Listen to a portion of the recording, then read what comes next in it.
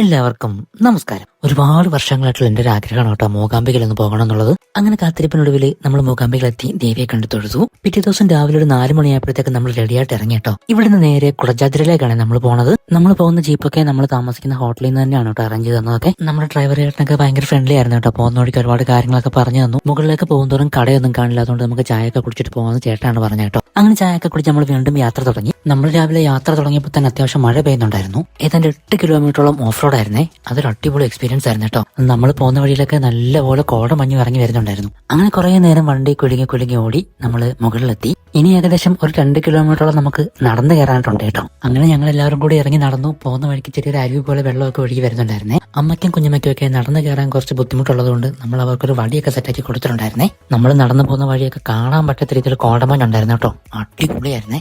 ഞങ്ങളുടെ നിന്ന് കുറെ ഫോട്ടോസ് ഒക്കെ എടുത്തിട്ടുണ്ട് കേട്ടോ. താരയാണെങ്കിൽ ആ കോടമഞ്ഞിന്റെ ഇടയിൽ കൂടെ തുള്ളിക്കളിക്കുന്ന കുഞ്ഞിപ്പുഴുവാണെന്നും പറഞ്ഞ് എല്ലായിടത്തും ഓടി നടക്കുന്നുണ്ടായിരുന്നേ.